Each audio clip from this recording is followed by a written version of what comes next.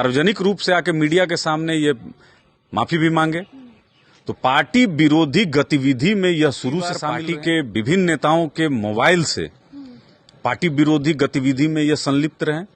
उस समय जीवित थे हमारे स्वर्गीय संस्थापक स्वर्गीय रामविलास पासवान जी ने कई बार इनको डांटा। इस बिहार विधानसभा में अकेले लड़ने के लिए उसमें इनकी भी सहमति थी।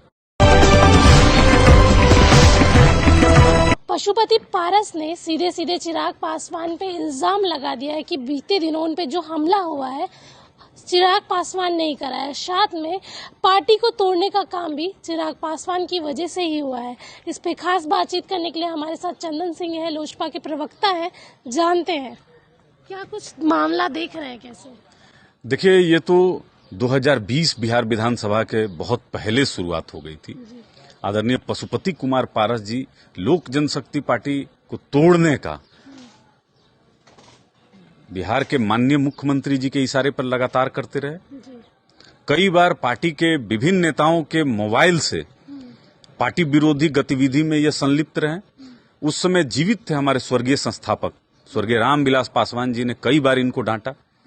सार्वजनिक रूप से आके मीडिया के सामने ये माफी भी मांगे। तो पार्टी विरोधी गतिविधि में यह शुरू से शामिल रहे हैं। 2020 बिहार विधानसभा में अकेले लड़ने के लिए उसमें इनकी भी सहमति थी। आदरणीय पशुपति कुमार पारस जी को हेलीकॉप्टर मुहैया कराया गया कि बिहार में विभिन्न सभाओं को आप संबोधित कीजिए, लेकिन चूंकि पार्टी विरोधी बराबर इनके दिमाग में षड्यंत्र चलता रहता था तो किसी भी सभा को यह संबोधित नहीं किए। स्वर्गीय रामविलास पासवान जी अपने जीवित रहते ही हमारे नेता आदरणीय चिराग पासवान जी को राष्ट्रीय अध्यक्ष बनाए। उसमें प्रस्तावक की भूमिका में पशुपति कुमार पारस जी थे। आज आप देख रहे होंगे कि बाबा चौहरमल जो धार्मिक अनुष्ठान है, जहां दलित समाज के जो लोग हैं उनकी आस्था उनके प्रति कितनी ज्यादा है, वहां हमारे नेता आदरणीय चिराग पासवान जी का भव्य और गर्मजोशी से स्वागत किया गया। लाखों लोगों की भीड़ थी और वहीं पशुपति कुमार पारस जी को वहां की जो जनता थी वो नकारने का काम की, उनके अनुयायी नकारने का काम किए। तो इनके पार्टी के द्वारा बाबा चौहरमल के जो अनुयायी हैं उनको शराबी और क्या क्या नहीं कहा जा रहा है। तो दलित विरोधी मानसिकता शुरू से पशुपति कुमार पारस जी की रही है। दलित विरोधी यह काम में लगे रहते हैं। एक मुखिया के साधारण से चुनाव में यह वोट का ट्रांसफर नहीं करा पाएंगे। बोचहा के चुनाव जो है यह स्पष्ट जीता जागता उदाहरण है।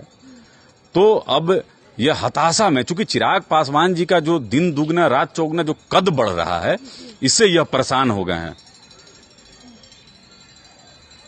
साथ में उन्होंने ये भी कह दिया कि चिराग पासवान जी ने पशुपति पारस को ये कह दिया था कि हमारे खून में अंतर है। देखिए, हमारे नेता आदरणीय चिराग पासवान जी ने इन शब्दों का कभी प्रयोग नहीं किया। चूंकि राजनीतिक माइलेज लेने के लिए और अपने विक्टिम कार्ड खेलने के लिए पशुपति कुमार पारस जी ने ये एक मनगढ़ंत जो है बात को बनाया। तो कहीं से इस बात में सत्यता नहीं है और अब यह देख रहे हैं कि यह कमजोर, राजनीतिक रूप से बहुत पशुपति कुमार पारस जी कमजोर हो गए हैं और बिहार के 38 जिला में कहीं भी दलित समाज इनका विरोध कर रहा है और बहुत जोरदार तरीके से विरोध कर रहा है। लोक जनशक्ति पार्टी रामविलास तो चाहती है कि इनको एसपी जी की सुरक्षा मिले। जिस तरीके से बिहार के माननीय मुख्यमंत्री जी का आए दिन उन पे हमला हो जाता है, तो पशुपति कुमार पारस जी को भी एसपी जी की सुरक्षा मिल जाए। मुख्यमंत्री जी इनको एसपी जी की सुरक्षा दे दें, माननीय प्रधानमंत्री जी इनको एसपी जी की सुरक्षा दे दें। ये सुरक्षा घेरे में रहें, चूंकि जनता से तो कटे हुए हैं। तो जब जनता से कटे हुए हैं तो जनता के सरोकार से भी इनको मतलब नहीं है। जिस लोकसभा की जनता इनकी गुमशुदगी का पोस्टर लगाती हो, जो बाढ़ और सुखाड़ में जिसका हाल समाचार वहां के जनप्रतिनिधि नहीं पूछते हो, तो आप समझ लीजिए कि यह जनता के चुने हुए नुमाइंदे नहीं हैं। आदरणीय चिराग पासवान जी ने जनता से आग्रह किया था तब इनको वोट मिला। यह चिराग पासवान जी के वजह से यह संसद में बैठे हुए हैं, लेकिन जनता से कट चुके हैं। अब उल जलूल का जो आरोप है वह हमारे नेता आदरणीय चिराग पासवान जी पे लगा रहे हैं। उनके कद से बिहार के बहुत सारे ऐसे नेता हैं जो परेशान हैं। साथ ही ये भी कह दिया है कि अगर वो अभी गठबंधन में रहते चिराग पासवान तो केंद्र में मंत्री रहते। जब इनकी सहमति से ही अकेले चुनाव लड़ने का निर्णय लिया गया, जिसमें सभी 6 सांसद की मौजूदगी थी, तो सबकी सहमति से अकेले चुनाव लड़ने का निर्णय लिया गया। बिहार की जनता ने 6% मत दिया, 25 लाख मत कम नहीं होते अकेले लड़के चुनाव।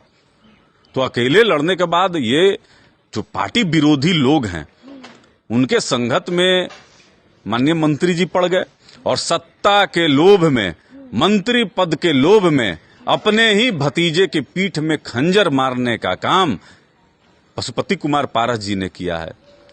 अपने बड़े भाई को वो भगवान कहते थे और भगवान की तिलांजलि पशुपति कुमार पारस ने देने का काम किया जब संविधान रचयिता बाबा साहेब भीमराव अंबेडकर की मूर्ति को जमीन पर फेंका गया और पद्म भूषण स्वर्गीय रामविलास पासवान जी के चित्र को 12 जनपद में फेंका गया।